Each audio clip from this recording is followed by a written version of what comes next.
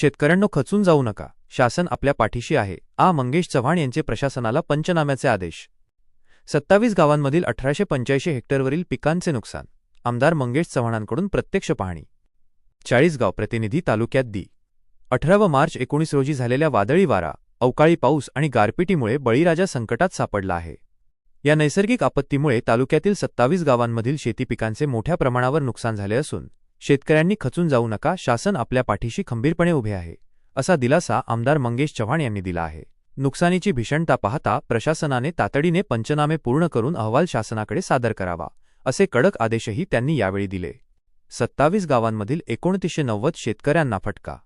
गेल्या 2 दिवसांत झालेल्या अवकाळी पावसाने तालुक्यातील बहाळ, कृष्णापुरी, लोंढे, विसापूर, रामनगर, दहेगाव, चिंचखेड, आडगाव, देवळी, पिंपळवाड, धामणगाव, खेडगाव, खेडी, दहिवद, टेकवाडे, उपखेड, टाकळीप्र, मांदुर्णे, सेवानगर, शिरसगाव, भवाळी, रहीपुरी, बोरखेडा, भोरस, भजन आणि मेहुणबारे या 27 गावांना झोडपून काढले.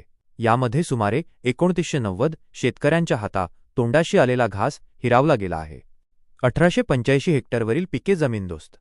आमदार मंगेश चव्हाण यांनी काल प्रांताधिकारी प्रमोद हिले, तहसीलदार प्रशांत पाटील आणि कृषी सहाय्यकांच्या ताफ्यासह नुकसानग्रस्त भागाचा दौरा केला.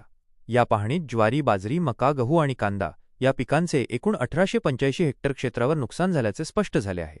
अनेक ठिकाणी गारपिटीमुळे पिके पूर्णपणे जमीनदोस्त झाली आहेत. मुख्यमंत्री व मदत पुनर्वसन मंत्र्यांची घेणार भेट. शेतकऱ्यांशी संवाद साधताना आमदार चव्हाण म्हणाले की हा कठीण प्रसंग आहे, पण शेतकऱ्यांनी धीर सोडू नये. मी स्वतः राज्याचे मुख्यमंत्री आणि मदत व पुनर्वसन मंत्री यांची भेट घेऊन तालुक्यातील नुकसानीची सविस्तर माहिती देणार आहे.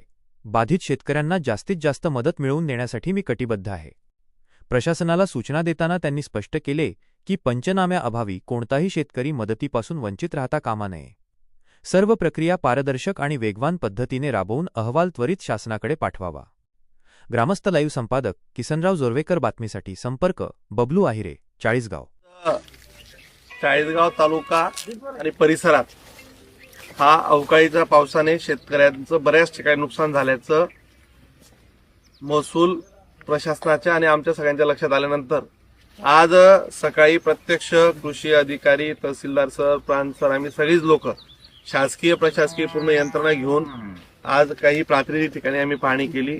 भारतीय जनता पार्टीचे आमचे सगळे प्रमुख पदाधिकारी आणि एकंदरीत प्रशासनाला तातडीचे पंचनामे करून पंचनामांचा अहवाल शासनात सादर करण्याच्या सूचना आता दिलेल्या आहेत. या संदर्भात सोमवारी किंवा मंगळवारी पुन्हा राज्याचे मुख्यमंत्री आणि मदत पुनर्वसन मंत्री यांना भेटून ही वस्तुस्थिती लक्षात आणून देऊ. ज्या ज्या ठिकाणी तालुक्यात शेतकऱ्यांचं नुकसान झालं आहे त्या शेतकऱ्यांनी काळजी करण्याचं कारण नाही. त्या शेतकऱ्यांना नुकसान भरपाई देण्यासाठी सरकार व्यक्तिशः आमदार या सरकारचा प्रतिनिधी या नात्याने मी देखील कटिबद्ध आहे. जेव्हा जेव्हा चाळीसगाव तालुक्यावर शेतकऱ्यांवर जेव्हा जेव्हा संकट निर्माण झाली आहे, सरकारच्या माध्यमातून कायम त्यांच्या पाठीमागे खंबीर उभं राहण्याचा प्रयत्न आपण केला आहे. परिस्थिती अडचणीची जरी असली तरी या अडचणीत न खचता आपण यातनं मार्ग काढू, एवढंच मी आपल्याला सांगतो. प्रशासन लवकरात लवकर पंचनामे करून ते शासनात सादर करेल असं आम्ही आता प्रशासकीय सगळ्या यंत्रणेला सूचना दिल्या आहेत.